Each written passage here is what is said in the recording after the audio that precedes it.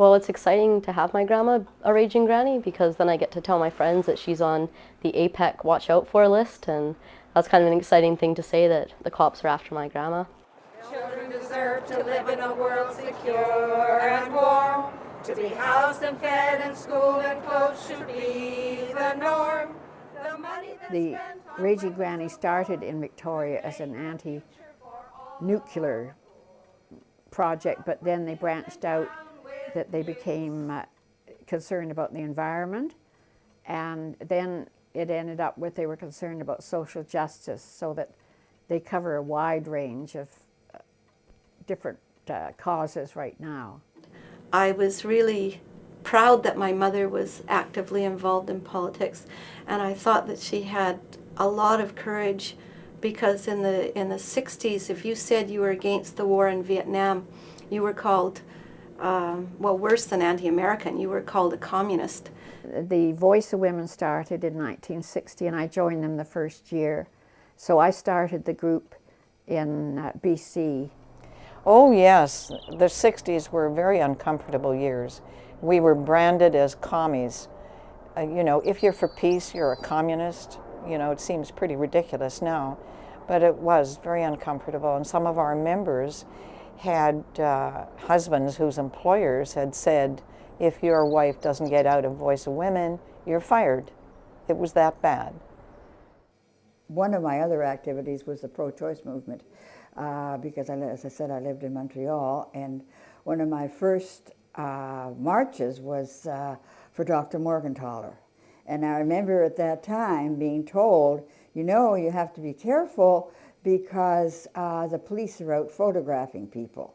And I thought, well, what are they doing that for? But anyway, since then, I have discovered that they do things like that, and nothing has ever happened to me personally. I'm the right color, of course. Or in a salad. It's wonderful in a salad, and I can eat it like that, and it's also good in spaghetti, in pasta sauce. Temptation. Put on the water. I think, though, that as far as grannies are concerned, that we, you know, you can think what you want, but as grannies and the image and everything, I don't think we should say that we're for grass. It's a little bit liberating because, you know, nobody can fire you. And so you can go out and say and do things that you would not do decades before. One of the protections was being old. Like, who's going to, you know, beat up an old granny? A bush is an animal with egg on his face. His lies are a terrible disgrace. His mind is lazy and his morals weak. His brain so fat. Well, it was fun.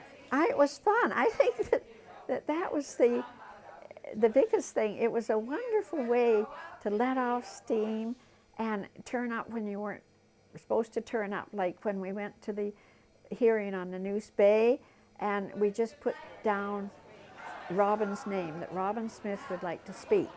So they didn't know we were coming because they wouldn't have given us the time. And I thought the man was going to have a heart attack. One time we went to a protest and they'd had all these people, they'd closed the Broad Street Bridge and it was packed with people, and we were walking across the bridge, and I remember just marching and just feeling really proud to be there. And I'm not even sure, I was pretty young, I'm not entirely sure if I understood completely what we were protesting, but it's just the massive energy in all those people. It was really neat, so I remember that was a good experience. You could grow up to be a Sorry, Darlene, what was that? What was that? Vancouver Peace The Prize. Vancouver Peace Prize? I'd like you to look at the certificate. I think you need to keep protesting. I don't know to what extent they're helpful, because certainly there were more protests before the Iraqi war. I mean, people were protesting all over the world, millions and millions and millions of people, and nothing happened. At the same time, I think that we have to expect that major change takes 2 generations. So I was very proud of my mother for reading things that people normally didn't read, for talking to people, for thinking independently and not believing everything that was in the mainstream media. That helped, that having a raging granny and then a mother who's a social worker and then really politically active, that it just kind of helped me grow to be able to realize that, yeah, that I can do what I want, and I will.